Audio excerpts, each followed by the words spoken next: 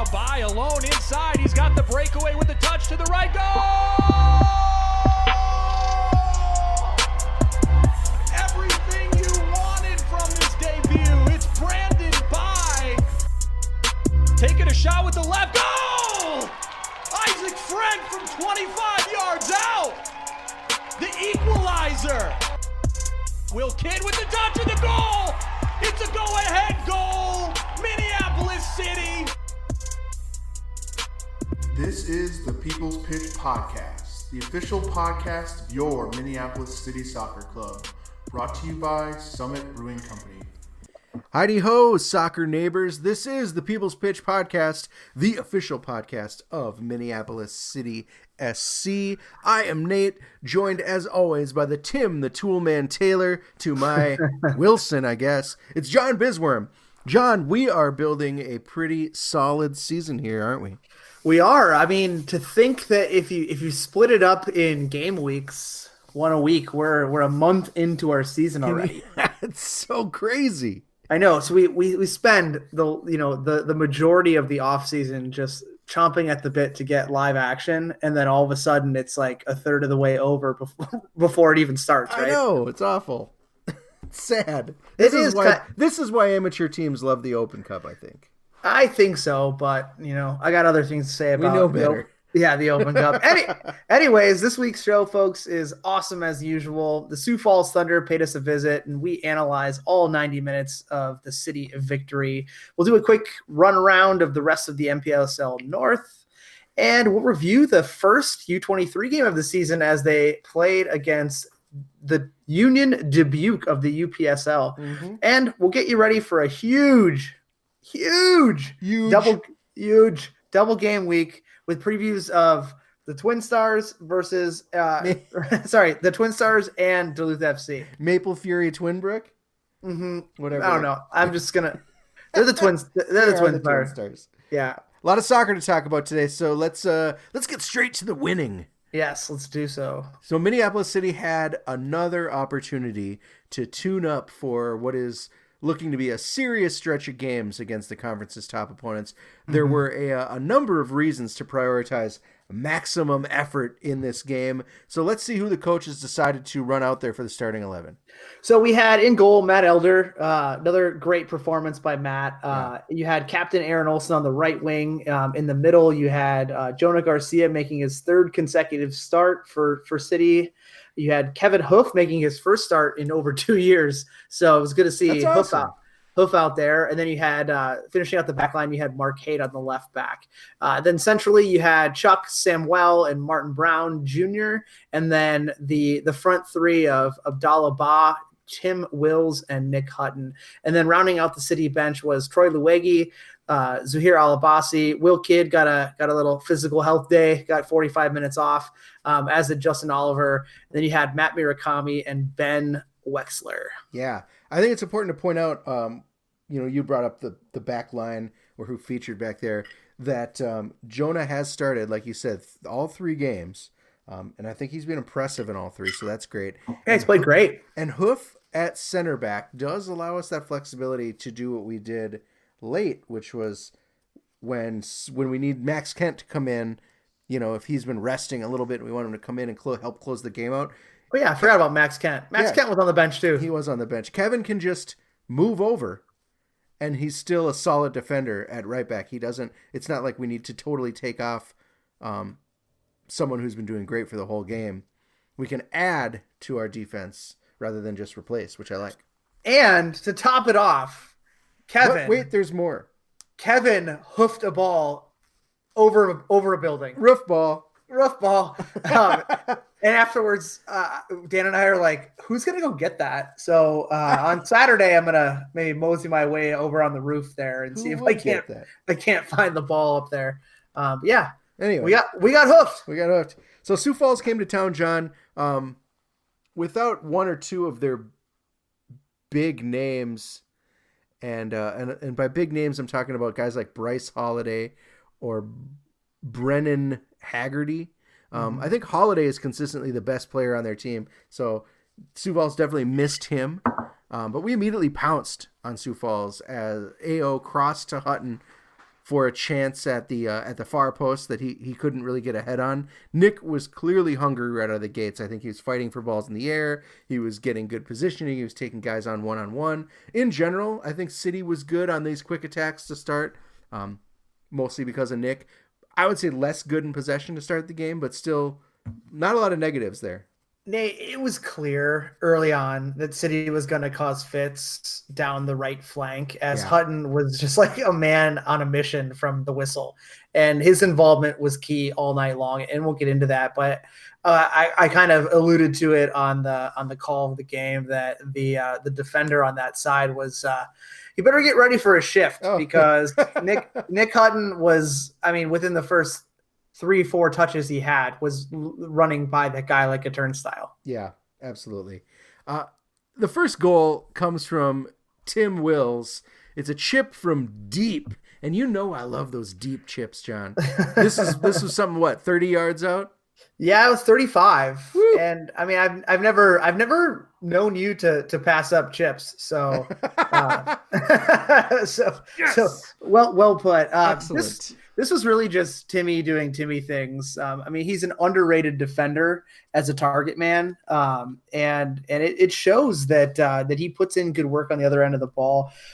He can score goals too. You know, people make jokes about his lack of athleticism, but he does have it. And he, you know, sometimes he's put a couple balls through the uprights when he's had clear goal scoring chances, but let's not forget that he scored 35 goals in his college career and buckets of them for Stegmans on a weekly basis since then. So when he's dialed in, his goals can come from all over the field. And in this case, just the wherewithal to take a ball out of the air for 35 yards and slot one over the keeper. But Nate, my question to you is, you know, I know you watched the highlight. How was my goal call? You always sound surprised. Tim Wills with the chip. I thought it was great. I mean, I've been working on that. Yeah, it's good. Before they were last year when I did 2 games with Nordo, my goal calls were very orgasmic. Mm-hmm. And I tried to be a little bit more subdued this year and really just say what I see and not necessarily get all excited. I think the ultimate play-by-play guys that would say what they saw were when Warner and what's his face, the other Andy Delane. Yep. And did the play-by-play of the Aris game from Hopkins. Mm-hmm. Or it might have been Warner and Cole, but either way it was just like City possesses. Pass to Wexler. The one game that Andy did with Warner was when there was a lot of Tinder references. It's a lost gem. Yeah, it is. That one's definitely in the archives. So our second goal, John, came right at the end of the first half as Hutton plays on overlapping AO over the top, down the right. AO cuts in, beats his man, and he goes upper left with just a beaut. It's a real captain's contribution, as they say on FIFA 19. The one thing that AO will do from his defensive position is bomb forward. Like he gets his head down and it's just like a battering ram. And he does try to get involved in our attack. And he had tried the same run a few times previously, but to no avail. But this time he was on the side, and he was kind of forced into having to do it all by himself because there was a consistent theme of the night that our front three were not immediately making runs when we would transition into attacks. There's a lot of stagnant guys just kind of standing in spaces. And in this instance, all that AO really had to try to play across into was a late trailing Ba that was covered in the box. So he had to cut the ball back and then, like you said, slotted it top bin to go 2-0 to the good. And Nate, that now makes 3 out of our 9 goals on the year. I know that were scored by defenders. Yeah, I mean that's something we talk about later when I talk to AO. But that's the goals are coming from everywhere, John, and that's awesome. Yeah, I don't mind that. With the first half over, you and I in the booth both thought that our speed had Sioux Falls in fits, right? And we just could not wait for what would happen as legs got tired and guys like Will and Oliver came on. But that was not to be.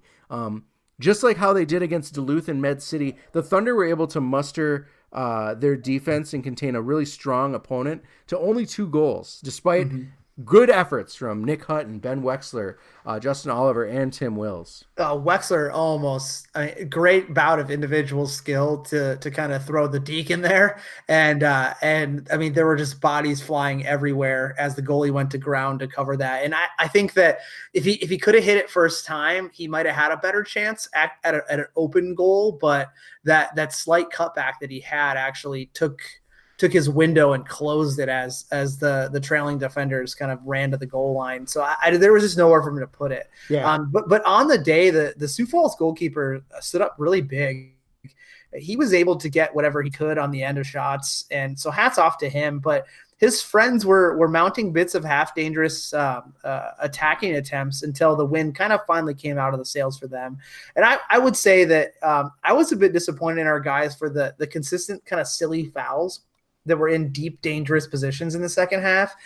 There was a point in time where we just needed to be okay with letting a guy have the ball out on the wing in a position that was not going to cause us any issues, and then rather just tuck back into our shape and make the crosses difficult to get on the end of. But it was like we almost were at a point where we're getting bored and we were like inviting scoring chances to have something to do. Yeah, something like that. Yeah, I mean, it just was like, why do we keep doing this? Yeah. So some final thoughts on the game from me, and then we can get into how we matched up against your keys to victory. But I think it's important to note, if you watch the film, if you guys want to go back and watch the stream at all, the fun thing to do is watch Nick Hutton just massacre his defender all day. Number 4, Pedro Ratajkowski. Sorry, buddy. He ended up with, I think, a yellow card on the day for his efforts. He was getting scorched. Yeah.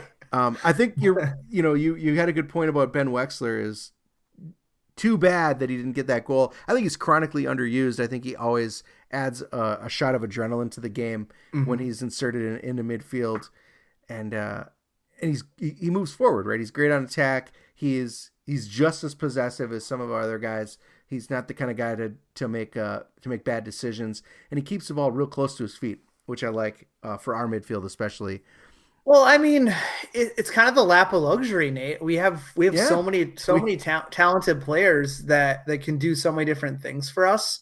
You know, you bring on a guy like Zuhir, who is great at getting forward and adds that spark from the outside perspective. And then you have, the Sam Wells and the Stegarts of the world and Chuck in the middle and Martin, and you kind of have a lot of different things you can throw at teams. So I don't necessarily think that he's totally underused, but I would maybe put it as his time hasn't come yet. True. Fair enough.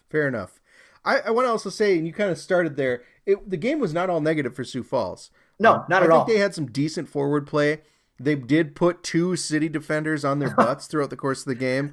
Yes, they did. And they forced Matt Elder into a number of really, really good saves.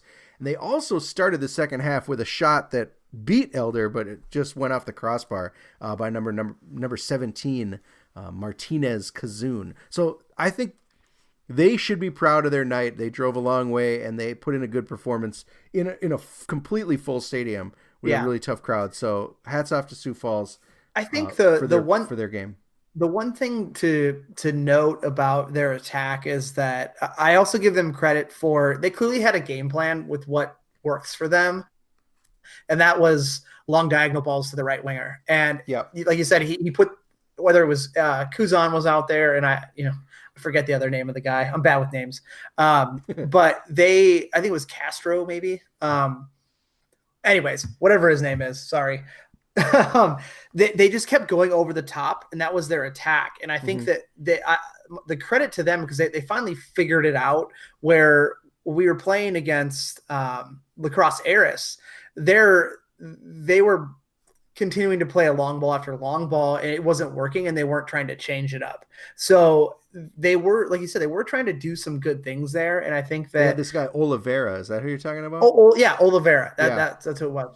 So they recognized what wasn't working, and they tried to work out of it. But that's when our organized defense and our organized midfield just kind of squashed that. And that's when we started seeing the turnovers rack up in our favor, and then our attacking chances build up as well.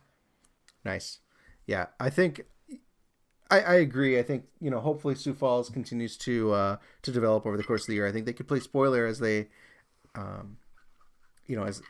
hopefully they can play spoiler against some of these teams that are like middle of the table trying to creep up on us. Like a Twin Star. Like a TwinStars. Exactly. So, John, you said your keys to victory in this game were... Nailed it. Yep. Nailed it. You feel like you nailed it. So you said, don't fall into the trap. How did we do? We did not. I thought we got off on a very good front foot right away, but we did regress into the trap at some point.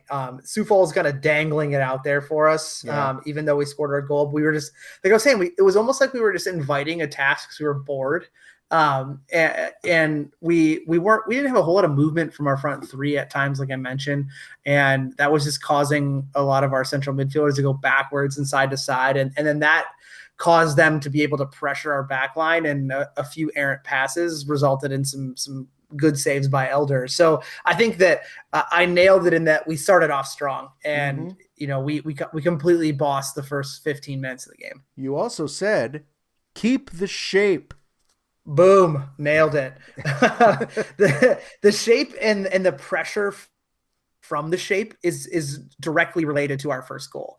The ability for us to have everyone pushed up from a defensive standpoint and everyone going to press at the same time gave the ability for Tim Wills to be able to hunt down that defender and make a great tackle, and then obviously go into his bag of chips. But it was because of the fact that we weren't disjointed as a unit. We all moved up, and Tim could take that risk knowing that he had people behind him to cut off a pass if he didn't get there.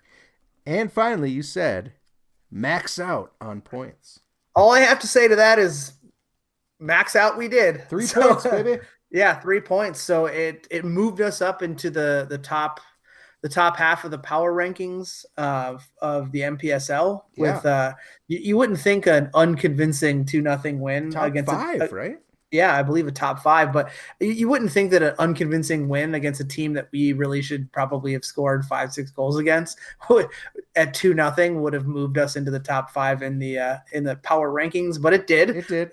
And it also, there's another U.S. amateur power rankings that kind of encompasses UPSL, the NPSL, and the USL 2, and that moved us from the top 25 up 9 spots from 25. So that was the biggest move of any of the teams, either positively or negatively. Thanks. This week. So good on us. Max out on those points, boys.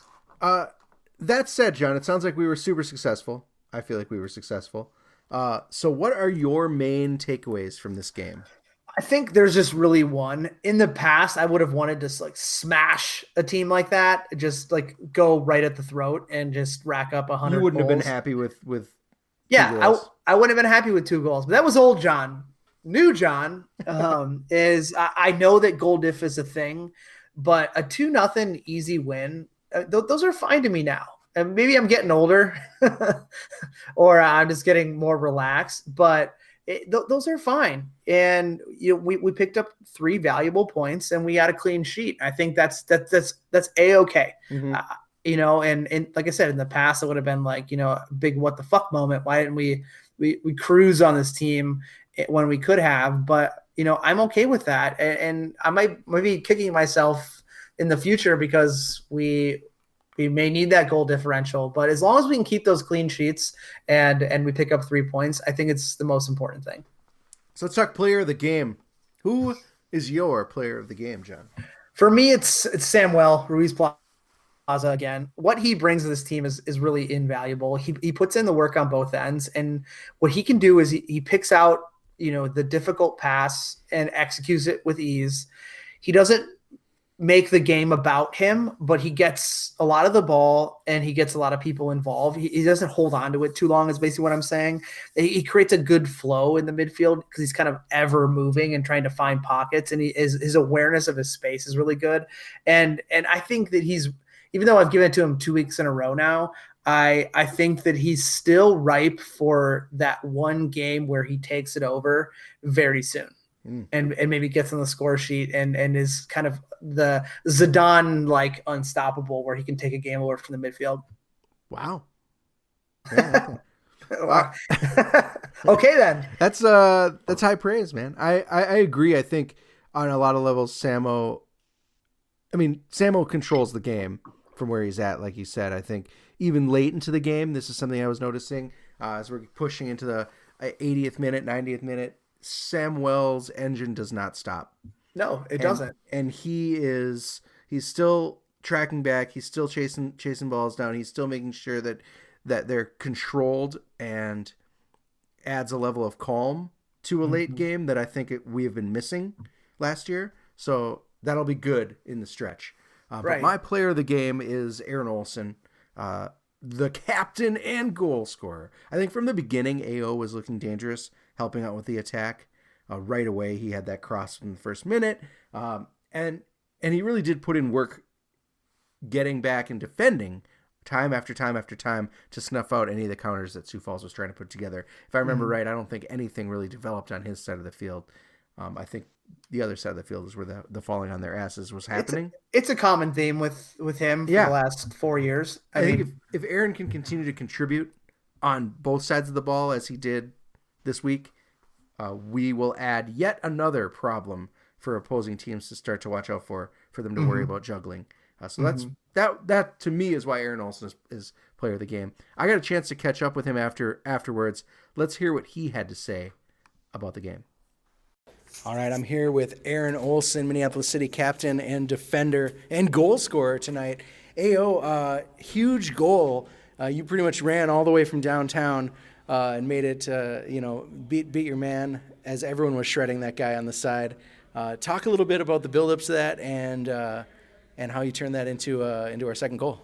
Yeah, it was definitely a little bit of an unusual result, right? Me getting into the box and then firing one past the goalkeeper, but it was a very, very usual sort of build-up from our squad. That's what we've been working on, is drawing in the defense, the opposing team with a little short play and possession through the back, and then we want to just break that defensive line by playing the ball through. And Hutton and I have been working together for a long time now, so we have that chemistry. And he played me just a dime piece of a ball. And there was a play before it that was almost identical, and I tried to cross it, and it got blocked. So I told myself, if I get that play again, I'm going to cut the guy and just see what it gives me. And it opened up, left foot. Sometimes you just got to put your head down and strike through. Hell yeah, man. It all worked out. So you mentioned it, the interplay on the wings is something you guys have been working on, especially you and Hutton have that relationship going from back in the Stegman's days. But it's been sweet all year, no matter who's on the wings on the team. No one really feels like they're afraid to go forward. Talk a little bit about why. Yeah, no one feels like they're afraid to go forward because that's something we work on in practice, right? Is that kind of ruthlessness in the attack. The technical ability is there already. And so what we just need to put together now is the combination play to break through that back line. Now, I think we saw it work a little bit better tonight than it has in the first couple games, but we definitely still need to work on it because that's also one of our weaknesses is if we get stopped trying to play through, then all of our offensive momentum is carried forward, and it's very easy to attack against us. Undefeated. Every time. Off of those turnovers. So in terms of everyone wanting to go forward, I think it's because everyone recognizes we have the talent and we have the skills to actually put the ball in the back of the net. But thanks for getting the stat sheet, AO. You're welcome. There you go. Hey, thanks for getting me on the stat sheet. AO, this team so far has shown that anyone can contribute. Goals from the back line, goals from up top. Even when your traditional threats are quieted for the night, or maybe you have the night off. What do you attribute that to? We need a question again. There's too much going on Yeah, here. a lot of people fucking with you. Man of the hour, Goals on this team can come from everywhere. Yes. Back line, midfield. Turns out even when the forwards are quieted, or when a couple of the threats have the night off. Why do you think that is? Well, I think again, we as a team recognize that everybody has the talent level to score, and in practice we all work on shooting. It's not just the attack goes and shoots and the defenders go and defend, right? So everyone's getting those reps, and when we all get those reps, then we all have this comfort level when it comes to game time. And so, whether it's off a corner kick, a set piece that kind of our bigger defending players get in and are able to get a head on or stick a toe on, or whether it's through free play when we can release our speedy attackers, it doesn't matter. We have confidence in every single player on the field, and that's why I think you're seeing a little bit of an unusual spread of the points so far through the season. That's awesome. Big week coming up. Last question here. Big week. 2 games, one on Wednesday basically at home back at Osseo, one Saturday back here. What is going to be key as we move into this stretch of kind of a crunch schedule? Yeah, well, I think the biggest thing is that we need to use our depth.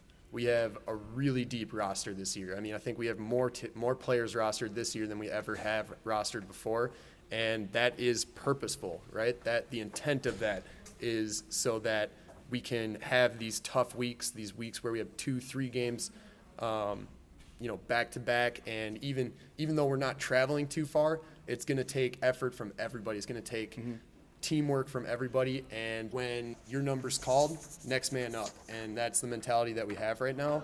And even though we still have yet to play our best soccer, I think everybody's encouraged and everybody's staying positive, and that's the most important part. All right, City Captain Aaron Olson saying the best is yet to come. Thanks a lot, man. Yep. Good game. Thank you. The chemistry thing that he talked about is something that I'll touch on a little bit later, but it's great to see. But him stressing the importance of us being ruthless in attack and putting together the combo play to break lines down, I think is the important thing. And that is what I think, Nate, makes the Crows go from a good team that should be on the top half of the table to really an unstoppable team that can contend for a title. Yeah. Everyone is leveling up across the league, and we've seen it. Even the bottom 3 teams that we've played against, they're better than they were last year. But when City is on and they're keeping the ball and they're attacking from different angles on the field, this team is one of the best I've ever seen in existence with the club. So the other side of that coin, after I praise, always got to do a little bit of a teardown. Right. Putting it all together is the hard part and the hard thing for us to do. So let's hope that continues into this next tough stretch that we have coming up. But I'm glad he mentioned it because it's been something we've been working on since December. Yeah. I think the other important thing that he mentioned was this idea of depth. I asked him, where these goals are coming from everywhere. Like you said, 3 of the 9 goals we've scored have come from defense.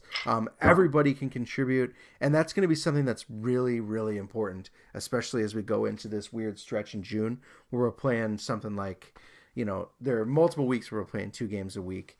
Sometimes, 3 games in 7 days, 3 games in 8 days. You look to guys to get tired, and you want the next guy to be able to step up. You want to be able to rest people like we did against Sioux Falls, and the team can still produce. You know what's crazy to think is that one errant 5-yard pass is the difference between us not giving up any goals after 3 games. Yeah, that is weird. That's holy shit. That's wild. And that goal should have never happened. No, that was an awful goal. And I mean, not to put anything against Matt or Troy, who've made some good saves in there, but still, we haven't really gotten into a position, and we may see that this week where more goals happen against us. But I'm sure we'll see it this week. But an errant 5-yard pass is the difference between us being the only team in the country who hasn't been scored on in the first 3 games of the season. Weird how that happens, right? Yeah, strange. John, Memorial Day weekend was a busy one in the NPSL North with 5 games played across the region over 4 days. Pretty cool. The action started on Wednesday as Dakota Fusion beat the TwinStars at Jim Goda Stadium up there. 3-0, thanks to that hat trick from Nukele Gabo.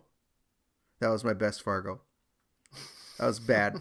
But Nukele Gabo gets the first hat trick of the season. The G might be silent. It might just be Bo. Yeah, maybe. I don't know. Who knows? It's a silent G. Yeah. Either way, hats off to him for the first hat trick in the NPSL North. Of course, there will be another hat trick later on the week from the team that plays Eris, but we'll get to that in a second. Med City welcomed Eris to town on Thursday. 2 goals in the first 3 minutes from Neto and someone named Wismeyer sealed the deal, and Duvan Garcia added a third. Eris's Christian Milner was able to salvage something at the death, however, to score Eris's first goal in the year to make it 3-1. Dakota did not fare as well in their second game of the weekend, on the weekend homestand. They didn't have to leave town, and they won one, they lost one. Med City visited with a vengeance.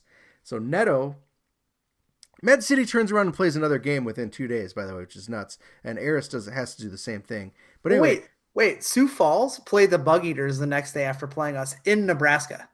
What? Yeah. This schedule is crazy. Right. I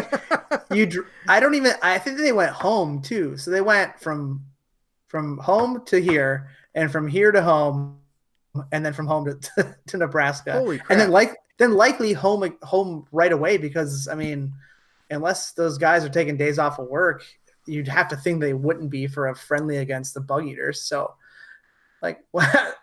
logistically speaking, someone was out taking a piss when they were figuring that out. Yeah. Something crazy. So Med City plays Thursday against Eris, and both of those teams have to turn around and play Saturday, which worked out pretty well for Med City. Did not work out very well for Eris. Med City ends up having to go all the way up to North Dakota and to visit the Fusion, and their guy Neto again answers an early Isaac Kisun goal for Dakota.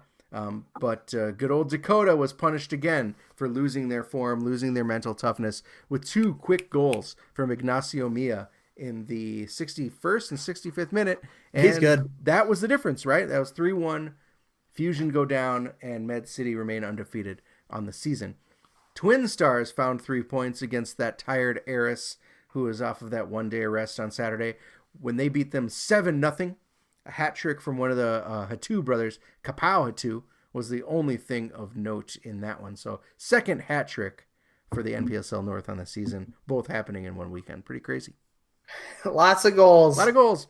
So as it stands, John, we sit at the top of the table with a full 9 points and a +8 goal differential. Med City is right behind us with 9 as well, but a +6 goal differential being the difference there.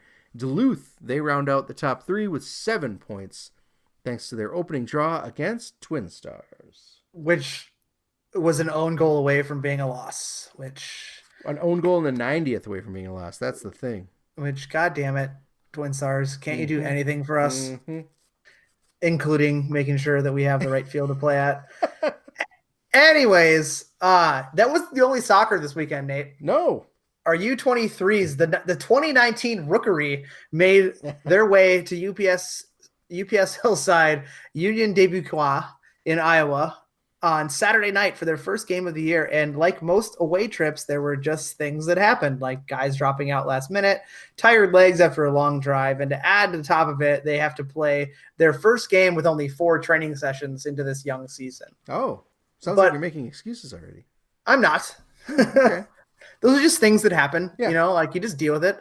But overall, I thought the team started off well. The central midfield pairing of Noah Sen from Liberty University and Rory O'Driscoll, the younger brother of NPSL stud Aiden O'Driscoll out of New Hampshire, were in early control, as well as striker Niels Gilbrunson and winger Jake Makela, causing Union fits on the wings. And fits they caused, Nate, when they connected on the first goal of the season, 15 minutes into play, where a pinpoint cross was struck in behind the back line, one of those dangerous ones that's kind of curling around the back line. And Nils kind of was a late runner to the back post, banged in the game's first goal. And there we go, up 1-0. Sweet. But it was after that where the infamiliarity of teammates, tired legs, and well-organized and experienced opponent took over, slotting in 2 goals against young goalkeeper, just 16 years of age, Ben Schlielman. He stood tall, and I mean, he did so well, but it was just an onslaught of chances that were just too much for the high schooler. And I felt so bad for him watching the game. So I was like, he's 16 years old, right? So what are other 16-year-olds in the United States doing there at that point? They're probably playing their state league, maybe the DA. He's traveling to Iowa with our U23 squad. So hats off to him for contributing, but he just kind of fell apart a little bit. But whatever. He's in high school. Yeah. Well, John, one thing I wanted to point out is you mentioned Rory O'Driscoll. When we were recording last week at training, we were watching Rory play 5v5. That kid is really good. Mm-hmm. I didn't get a chance to watch the game.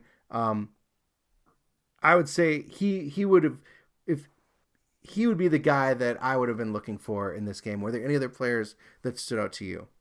Oh, for sure, man. There were quite a few that stood out. I thought, the previously mentioned Noah Said and O'Driscoll pairing showed some fantastic early signs, as well as sophomore center back from St. Thomas, Ethan Anderson. Ethan had a real tough job of dealing with their best player, which is their number 9, their striker for Union Dubuque. But by and large, I thought he handled himself very well. Picked up a clear fuck you yellow card by smashing a guy after he went around him. So something I can tip my hat to, because he stopped a counterattack and that guy ended up actually being hurt. So hope the guy's okay, but he did everything he could to stop that guy. But overall thoughts were, I think the boys did really well despite losing the match. I think they have a good leg to stand on.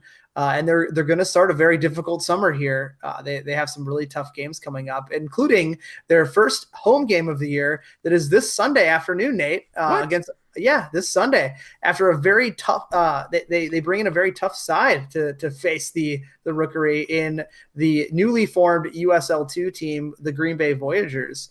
And yes, that is the same team that former fan favorite Ian Smith turns out for. Oh, that's exciting.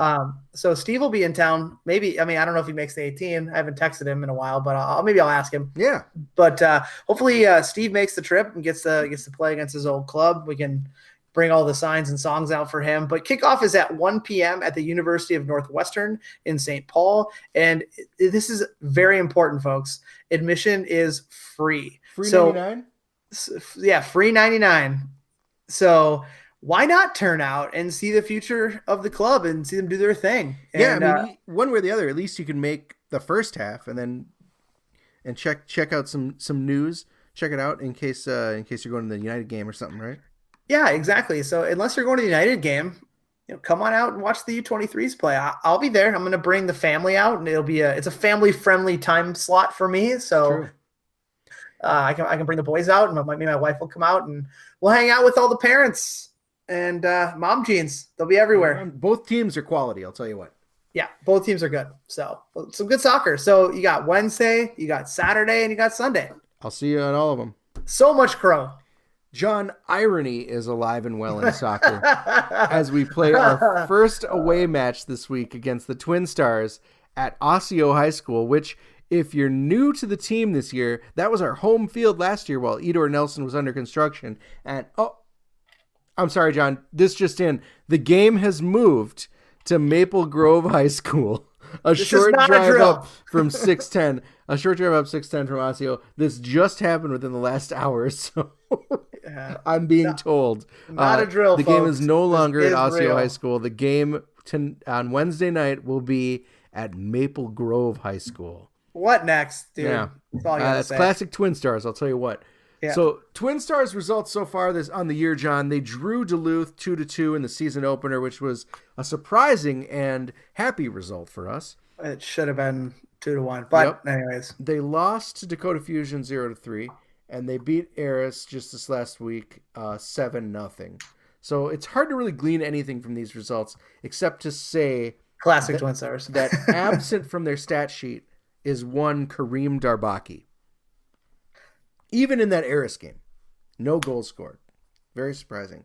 But he played though. Oh, he played. Other names of note that we might see when they come visit, or when we go visit them, I should say, are Emmanuel Brown, former Crow.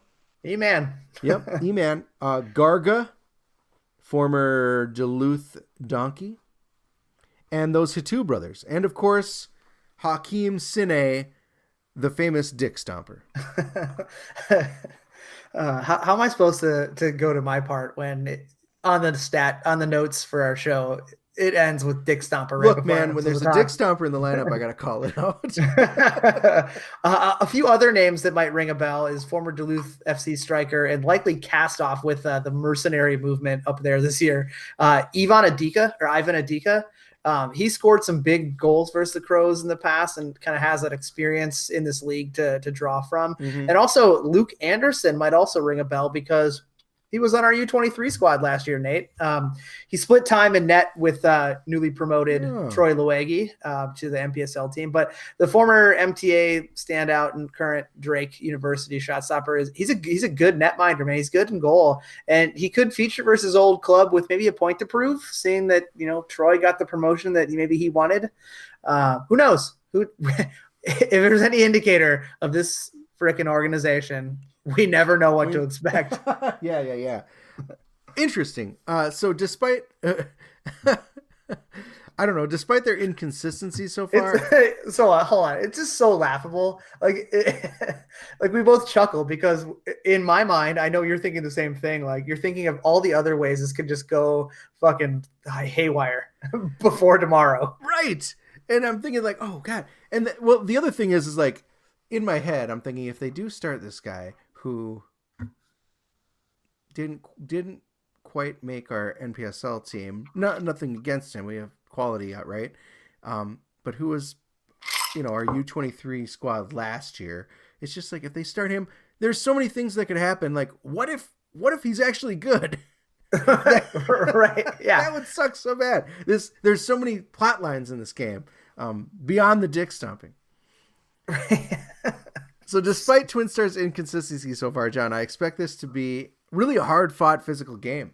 And I think it's going to test our back line and the ability of our midfield to possess and build the play.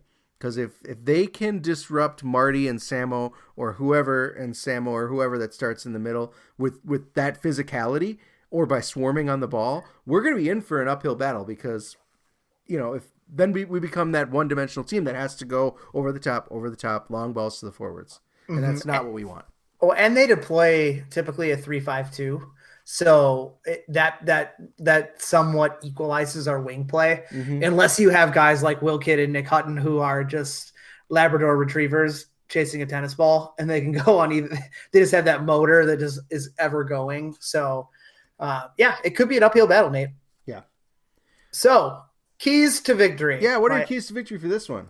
My patented John Bisworm key to victory. It sounds like a broken record, but we have to keep our heads. It's very easy for us to fall into the mind games and all the BS off the field and have that carry over onto it. But we have to be locked in because they have players that can punish us. If I go back to the archives, Nate, I believe that they lead our series versus them 2 wins, 1 draw, and 1 loss. Probably. So since we started, to tangle with them, it can't be taken lightly ever. So keep your heads. Number 2, can we stand the test? This is our first chance for us to face a team that did not finish in the bottom half of the table last year, and they will bring their best like everyone does, as always. So we have to be able to level up and show that we can not only handle the sure things, the sure victories on paper, but also level up against the top half as we start this stretch of quality that we're going to be facing. Right. And finally, start fast. Another broken record. In the games versus TwinStars, historically, they've been decided by an early goal. And we've not had real good luck with getting out early when the chances have been there. But we're now at that point 4 games into the season now. The leniency from me of it will come if we keep creating chances is completely over. It is now time to get ruthless and put and bury teams early and then allow us to throttle down a gear and control a game. Mm-hmm. So there they are, Nate. Those are I like them. So again, the game is Wednesday night, the 29th, 7 p.m. at Maple Grove High School, not Osseo. Do not go to Osseo. For some reason that probably has nothing to do with the fact that we're undefeated at Osseo. Probably not. I don't know. And hot on the heels of what is sure to be that trying contest is the game we've all anticipated. What most would say is the biggest rivalry in the conference. The new look Duluth comes down 35 to say hi on Saturday. And this is really when the rubber is going to meet the road. Mm-hmm. On the season, Duluth opened the season winning versus Sioux Falls Thunder 2-0. They drew against TwinStars, should have lost. And they won versus Dakota just last week 3-0. So although I'm sure they could say the same thing about us, it is really hard to gauge the true talent level of Duluth from these early results, considering the teams they played, considering their fluke performance against TwinStars potentially, the new players they've added in Carlisle Jr., Ronaldo Fortune. They seem to be working out for them, I guess. And if Joe Watt and some of their other old attackers can figure out their place in the system, they will be dangerous. I think that there are three other players that we need to account for in this battle as well, Nate. And all three, two of the three are new this year, and we're kind of brought in as that transplant movement that what they're doing up 35, which was clearly done to respond to our undefeated campaign. Like you're joking yourself if you live up there and you don't think that they built a team to counteract where our strengths are, because it is about as black and white as it gets. Yep. So, but hey, that's what you have to do, right? So all three of these guys can play. James Westfield is another in the line of British attackers that Duluth has deployed over the years. He's a striker by way of Wayland Baptist College, and they won the 2017 NAIA National Championship, taking it away from former Crow Nick Hines and his Hastings group. Oh.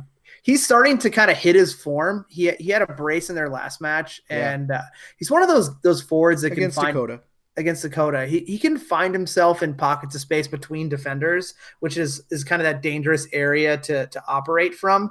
And he only really needs that sliver of daylight to slot home a goal. So he's new to the squad, as is Alberto Diaz, who is just a mountain of a man. I think this guy is probably like 6'5". He's fucking huge.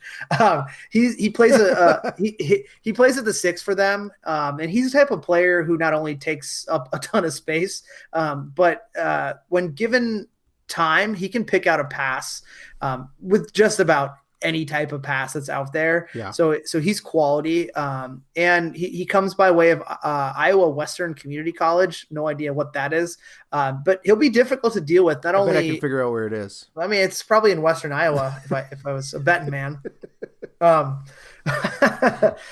he can be difficult to deal with, not only with the ball at his feet, but on dead balls when he kind of lumbers his big ass into the attack. So perhaps we can maybe equalize that by drawing him out of his comfort zone, shading the back line and making him be more mobile with having to track runners. Who knows? Maybe that's part of a game plan. I don't know. Sounds like it would work. Alberto's so tired now. Yeah. Running so much. Yeah. I mean, he's got a lot of mass to move around, and he's not when I say mass, he's not fat. He's just fucking huge. He's a big dude. So, yeah, he's a big dude. So, it takes a lot to get from brain to feet. So who knows? Anyways, the last one is Brooks Rice, former Alabama Mr. Soccer, currently plays collegiately at UNC Greensboro. Just happens to be in Duluth for the summer, huh, John? Yep, just happens to be back. So he was on the squad last year. He causes fits on both the right and left flank. He can score goals when he cuts in, off of his favored foot on the right side or with his left foot. So the Crows defense is going to have to probably keep a pretty keen eye on him because he can create chances in many different formats. So he can play either side too. So it's like, you put AO out there to counter him. Well, he'll just move over to whoever's got it right back for the day. Well, then you have, Ronaldo Fortune on a side, or Carlisle plays on a side as well. So, or he can play up the middle. So, I mean, they have tons of options they could throw at us. This to me, Nate, is a game of less about trying to figure out who matches up with who and who. I'll get into the keys of the game. Yeah, sure. I will get ahead of myself here. So it's safe to say if you can rattle these guys off, John, like this, they've been well scouted by yourself and the team. And it's part of my job, Nate. The coaches especially will have a full. I mean, this is the thing. This is part of the biggest rivalry in the conferences. partly because these two coaching staffs actually have their shit together. You know that this guy's going to have our team well scouted. We're going to have their team well scouted. You'd think so, right? Try to have answers for each. Who knows? Scouting didn't necessarily work out for them in the 4-2 loss last year. Fair enough. So, but I mean, we have the resources available for us to send people to games and to do that. But I mean, they'll be prepared. So I don't want to slight them. That they'll be prepared. Yeah, I'm sure they will. That's what I'm saying. This is going to, for me, come down to how we handle their big men in the back. I think Goonie Ben Tall is not he's not small, and he'll be back there. It sounds like this Alberto Diaz guy is a mountain. So if our forwards want to be successful, it's going to have to be by capitalizing on those great through balls and the runs that we've been making, but unable to convert so far in the season. I think we need to start converting the goals that we should be scoring. Absolutely. What are your keys to the game, John? Patented keys to the game. I have 3 of them. Whoop. Weird, right? Weird how that happens.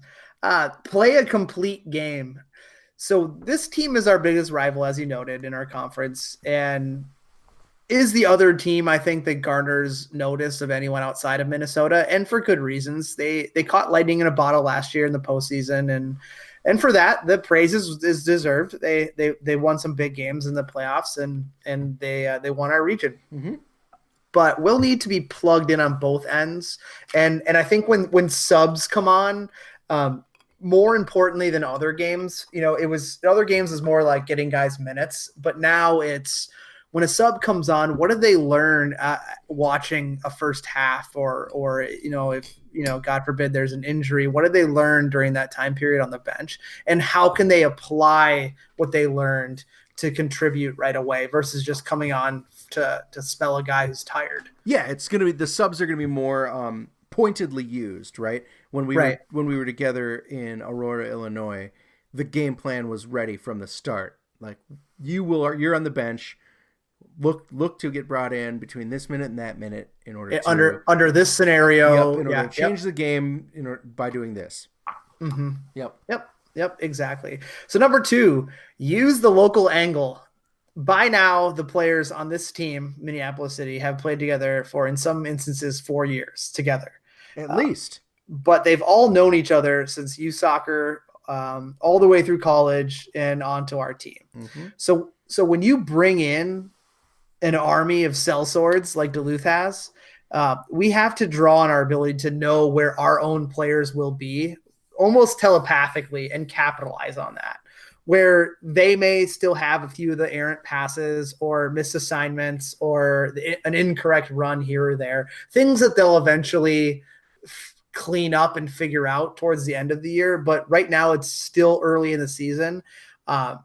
We have got to use the knowledge of knowing each other to eliminate the minor mistakes on our end, but also capitalize because we know where guys are going to be when we have the ball and punish Duluth for that. Yeah. And finally, points. Yeah. Just get them. I don't care what they are. Just get points. If we can walk away with 3, perfect. But we cannot drop any points. We can't drop all 3 points. We need to at least get 1 point out of this. And due to the loss of VSLT, we've talked about before, mm-hmm. There was loss of one less quality side that could take the top half and maybe nick points off of them. So we're going to need to do it ourselves this year, because outside of Med City, we already saw it with Duluth. They're not going to do us any favors. Or with Med City, I mean, they're not, right. With TwinStars, they're not going to do it for us, so we have to do it ourselves this year. They'll be coming off of a very big test versus undefeated Med City on Wednesday, and we have our own difficult test with TwinStars. But if one of those 2 sides drops 3 points, or maybe they split a pair, and we can take all 3 from Duluth, we'll be setting the table for them having to claw back up the ladder where we sit on top of, and that's where we want to be. And of course, this is all said with the assumption that we take care of business on Wednesday versus TwinStars. Yeah. So I have 2 rhetorical questions, 2 musings on this upcoming game, John, that you don't have to answer. But maybe I will. Maybe I'll surprise you. Maybe you'll chime in.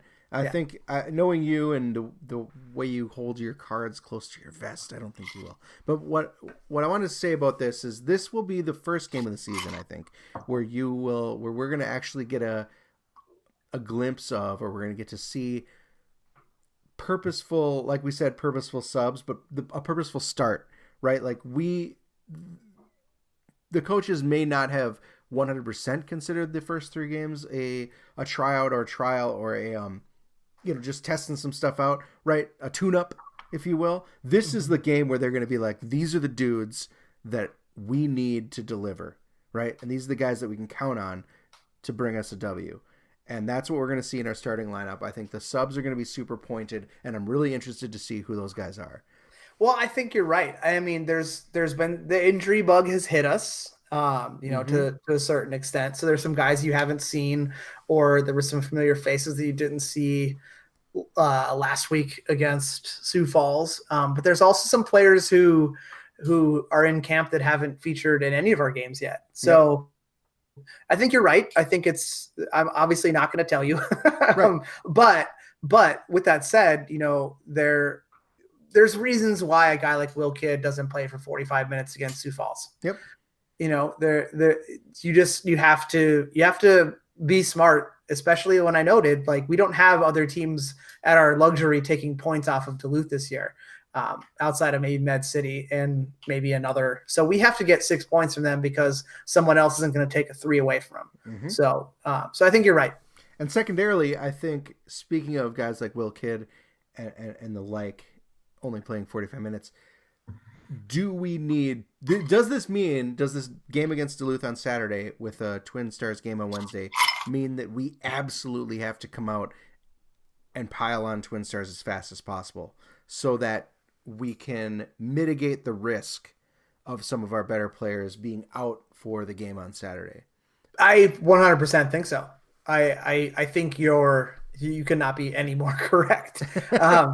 And you think about I already know who's on the 18 because I talked through it with Coach Van Benscoten today. So I already know who's going to be there. I'm not going to tell you or anyone else. You can figure that shit out on Wednesday.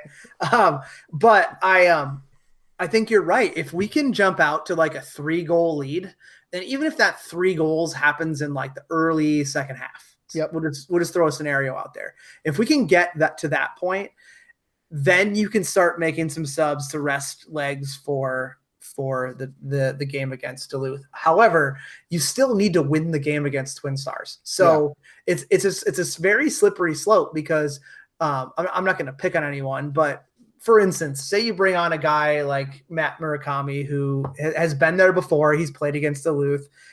He's featured in the NPSL, being a call-up last year. But say you bring him on in a situation where, he's just a little bit unlucky against a player from a more quality team than he's faced so far this season. Right. Not to say that he can't handle it, but like I said, I'm not picking on him. I'm just using him as an example. Say he falters and then, 2 goals come in, maybe not directly his result, but 2 goals happen and you're now going from a sure win to a potential draw.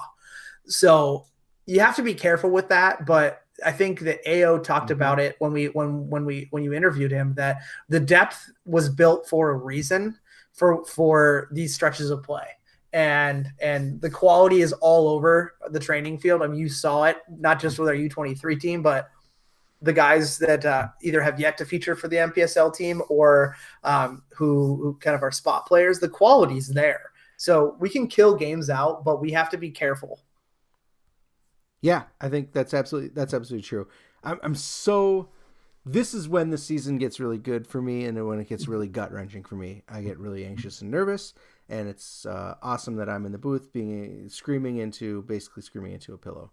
Nobody Saturday's game will be at Edor Nelson Field, as always, at 7 p.m. Tickets are online for $8 right now, and they will be $10 at the door. Let's keep filling the seats, man, and show those donkeys what a real home crowd looks like. We've had some kick-ass crowds, especially this last weekend against Sioux Falls. I mean, you have to think that we're going to have another sellout. You have to. But another 19,430. 32. All right, well, that's all for the show tonight, folks. Thanks to our sponsor, Summit Brewing Company. It's summertime, folks, even though the weather maybe hasn't caught up to us yet. But what that means is that summer ale is aplenty. This by far is my favorite offering from Summit. It's perfect for a nice warm day of watching soccer, forgetting about life for a little while, drinking a few beers. So get to your local watering hole and get some on tap today, or mosey on down to your local liquor store and pick up a 12er, and you'll be definitely better for doing so. Summit, a more meaningful brew since 1986. If giving back to the community means a lot to you, maybe it's time to give to the club that loves to give back. Minneapolis City is a 501c3 that provides a safe, reliable, and fun environment for young people to play the game. Look for us this summer playing with kids in parks and community centers all around the city, and consider a tax-deductible donation to a truly city-focused organization. This season is 4 games in, folks, so just stop it. Stop procrastinating and grab your membership. For only $80, you'll get a season pass to how many NPSL games are we in now? We're going to have six more. 6 more games at home, plus all the U23 games, like we mentioned, one on Sunday, and any other game that may pop up. You also get your exclusive, beautiful membership card, 2 flex tickets so you can share your love of City with your friends, and a membership card that gets you 10% off at the club shop and deals on Summit at our official game day bar, Palmer's. Plus, there's more. You get to vote on important club matters, including the membership board. That just happened. We'll cover board. Yeah, we'll cover that next week, maybe. Mm-hmm. So visit MPSCitysc.com. You just completely deleted what I was reading. No, there it is. Yeah. Visit MPLSCitysc.com and make it happen today. Or stop by the club shop. You can do it there as well. The stands have been packed to the gills so far this season. So come on out and maybe make some new friends. Fun, man. What's your problem? I know. Stop it. Gonna roll up a newspaper and hit you over the nose with it if you don't buy a membership. Send us mail. Bryn, I got your email. We will read your question in an upcoming episode. Just today, too much to talk about. So it's easy. Hit us up on Twitter, like most people do, at the People's Pitch, or through email, like Bryn really only does. And maybe Jake Mercer from Ohio. Is he from Ohio? From Toledo. Yeah, from Toledo. All questions, comments, and concerns are welcome. And finally, as always, you can complain to the club at MPLS City SC. That's all for this week, folks. I'm John, and that is Nate. Let's make our way up to Maple Grove, or not Osseo. It's not a drill. We are not playing at Osseo on Wednesday, and cheer the boys on, and then see if we can't break our attendance record on Saturday, where we hopefully are securing a week full of 6 points. And then on Sunday, head up to Northwestern and see the Rookery play against a quality USL2 side in the Green Bay Voyagers. And you got hoofed.